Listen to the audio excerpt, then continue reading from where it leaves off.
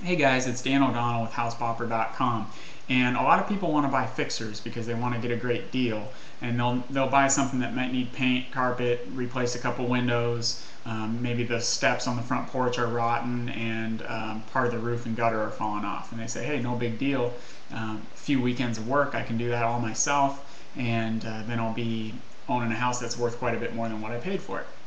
And the theory there is great, but what I want to make you aware of is that you have to make sure that's okay with your lender, because a lot of loans won't allow you to buy anything that needs any real serious work.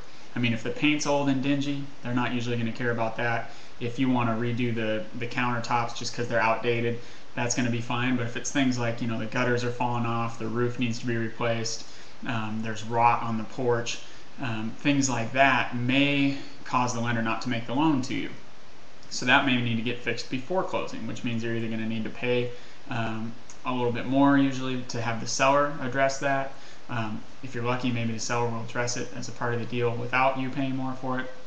But I just want to let you know before you go and make an offer and get halfway down that road and find out that your lender won't lend on it, and here you already paid for a $400 or $500 appraisal, that you need to be careful of that. So talk to your lender up front.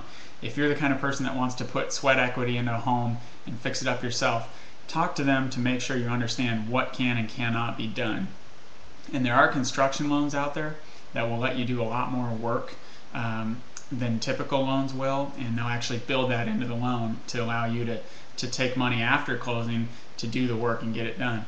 But I just want you to be aware of that limitation. I actually, true story, one time had an appraiser for some first-time home buyers I was working with require that we pull the staples out of the wood floor. And the reason the staples were there was because there was this gross, smelly carpet that the seller had ripped out, but there were still a bunch of staples in the floor. So we literally had to go in there. This was the last second thing. We went in at 11, until 11 o'clock at night with screwdrivers and pliers pulling staples out of this little house. So just want you to avoid those kind of last second things. So look into it and talk to your lender. If I can do anything to help you out, go to housebopper.com. You can email me or you can call anytime. Have a great day. Hope this helps.